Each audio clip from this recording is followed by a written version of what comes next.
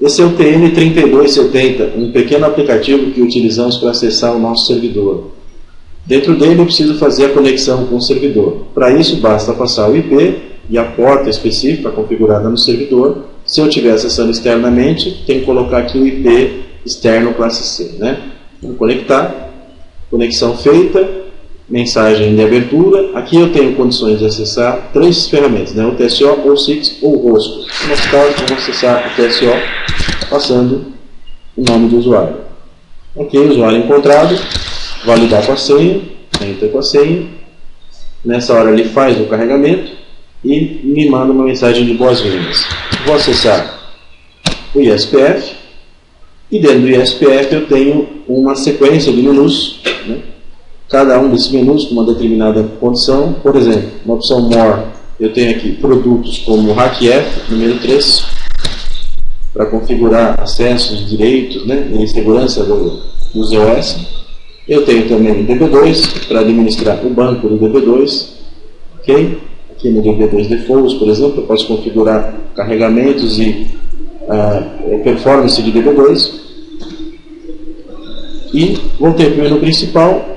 Aqui dentro a ideia agora é criar uma biblioteca, né? Então, primeiro vamos olhar as bibliotecas e os datasets, né? Datasets são pastas onde eu arquivo as informações, né? Comparada com o Windows aí. Então, vamos configurar o dataset. Aliás, vamos olhar os datasets existentes. Então, na opção 3.4 de DSList, eu consigo aqui, passando o nome do grupo e o nome do usuário, dando Enter, ele me mostra os datasets existentes aqui. Eu tenho 4, então eu vou apagar esse dataset 1, que eu não estou usando para nada.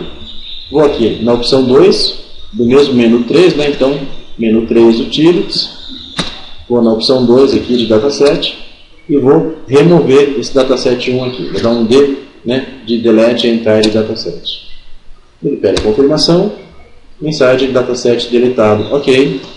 Agora, se eu voltar lá na opção 3.4, aliás, perdão, aqui é apenas a opção 4. Na opção 4, eu consigo dar uma olhada, eu consigo perceber que eu não tenho mais o dataset. Isso, claro, só pode ser feito se você tiver certeza absoluta que o seu dataset não tem nenhuma informação. Então, para que eu preciso criar um dataset? Deixa eu criar um dataset aqui, vou criar no grupo Ivan, né? O usuário, então, vou criar um dataset chamado teste B.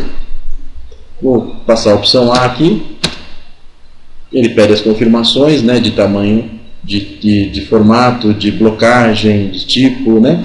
Então, nessa hora, dataset alocado, mesma coisa. Posso voltar lá, um nível atrás, e 3.4, comparar, e eu tenho aqui um dataset, né, um catálogo chamado teste B.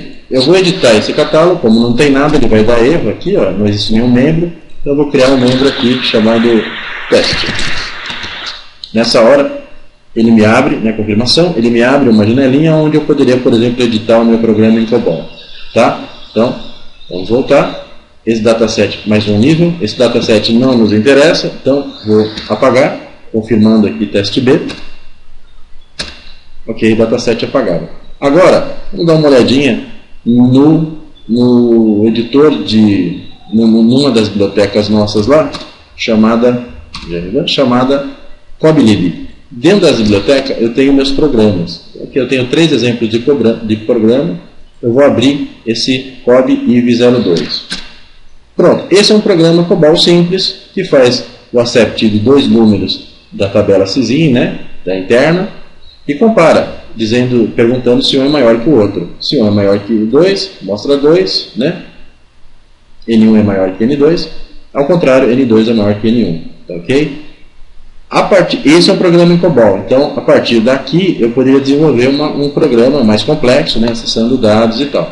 Esse programa em COBOL, voltar a 2 níveis, ele precisa ser compilado. Então, dentro de um dataset chamado JobLib, eu tenho 2 arquivos, né, que eu utilizo aqui. 3 visíveis, mais 2 que eu utilizo aqui.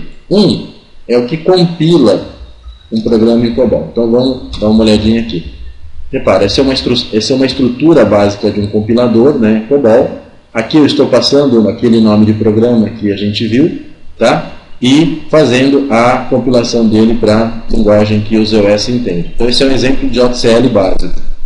E nesse outro aqui, eu tenho a link edição, que é fazer com que aquele programa seja link editado, e repara que aqui eu estou passando dois números já, 4 e 2, S e Szinho. Esses números entrarão naquele programa em COBOL nosso, e serão verificados se o primeiro é maior que o segundo. Ok? Bom, essa é a base das ferramentas necessárias aí para você trabalhar com o COBOL, né? O básico do básico. Então, retornando, nós temos o TSO, que é esse ambiente onde eu trabalho com recursos, manipulação. Não serve o TSO apenas para desenvolvimento, serve para a área de suporte. Então, por exemplo, aqui eu tenho ferramentas para dar suporte, para trabalhar na área de produção também, dentro do mainframe. E quando eu falo de desenvolvimento, basicamente eu estou aqui dentro, né? Eu estou dentro de criação, né, de programas em COBOL, dentro da biblioteca certa, no caso aqui é a COBLib. Então é aqui que eu vou criar meus programas em COBOL, e dentro da JobLib é onde eu vou montar os meus jobs de compilação e de link edição.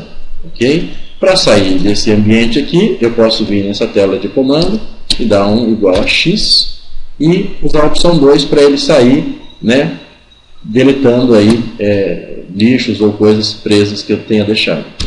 Feito isso, sair de dentro do TSO, dou um logoff, e nessa hora eu já estou voltando à minha tela inicial, onde eu poderia entrar com outro usuário ou abrir uma aplicação SIX ou acessar o host. Ok?